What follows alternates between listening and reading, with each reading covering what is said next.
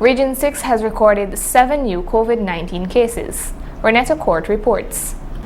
On Wednesday, August 19, Regional Chairman of Region 6, Mr. David Armagon, during a media briefing, reported that the region has recorded 7 new cases of the coronavirus, 2 of which are Barbadians and the other 5 Cuban nationals. We have 7 cases in the region.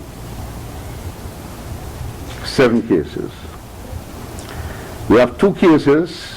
As of yesterday, when I spoke to people yesterday, there were 2 cases. One, a lady from around the Cumberland area there, Ordnance Cumberland area, who went into the hospital for surgery, a regular surgery.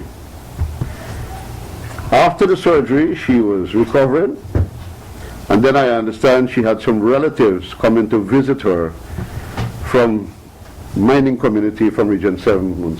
And then her husband too was spending some time in Region 4.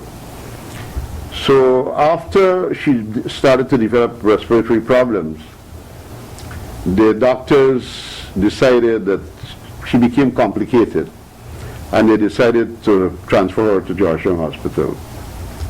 Georgetown Hospital did a swab, and it was there that they discovered that she is COVID positive. Mr. Armagon also noted that the source of infection is still unknown.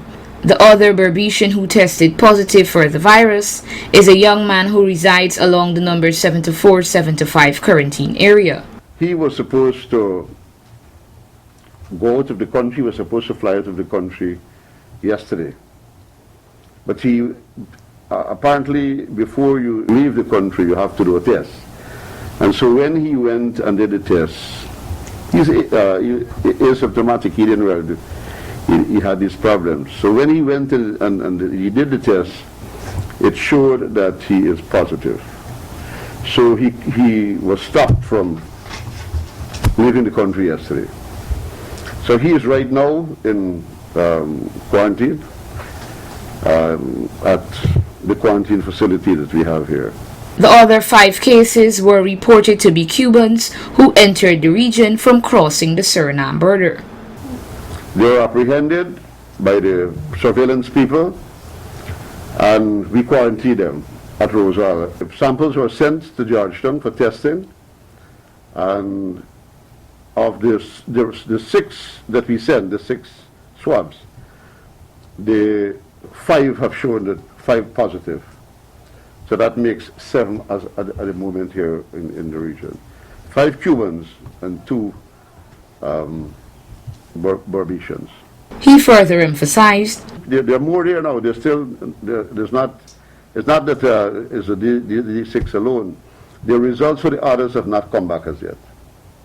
There were 13 of them in all, but some have since been negative and they were discharged from the institution, but we still have a few more, the results for which we are waiting.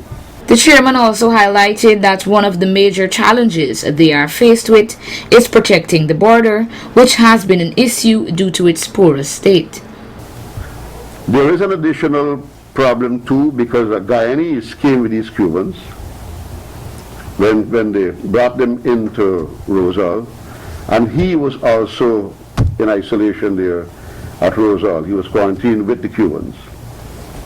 Unfortunately, he escaped. He escaped before, we could have him swab. He also mentioned, Pan is a business. Somebody is doing a business bringing across people from Suriname. It seems to be a big business. And they're charging $100 US and $150 US to bring these people across. Because I have a document that somebody was trying to bring 5 persons for $500 US. But we have to find this guy who, but I understand he doesn't live in Berbice. He lives somewhere in Georgetown, Nabakalis, or someplace, they said. So we got to be able to find him, because apparently he seemed to be doing this business all the time from over there. So it seems as though it is a business going on.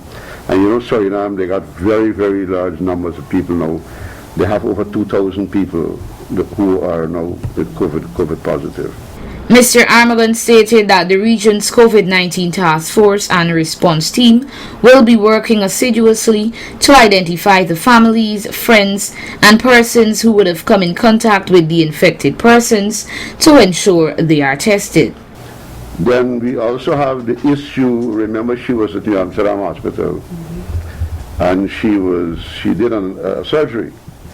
And so the swabs had to be taken to of the people who were involved in her recovery and her surgery, and so it's developing into a pretty big situation that some of these people, although none of them have shown any symptoms at the hospital, but we still have to go through, because remember, some of them we have already put on in isolation. They're not going to see patients and so as of now, until they are cleared. So by tomorrow, hopefully, we should be able to get results with some of these people at the hospital. On Tuesday, August 18, tests were conducted on the doctors and nurses, along with other medical professionals who came in contact with the 31-year-old woman who underwent surgery at the New Amsterdam Hospital. We are waiting for these results.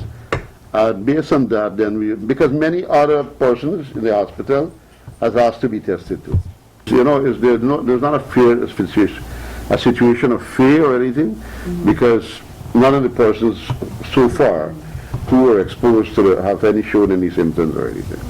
And remember, the doctors are also wearing protective gear when they are dealing with patients, and the protocol is being followed by the medical staff. Mr. Armagon later outlined. So we have now 16 people in institutional quarantine at Rosal.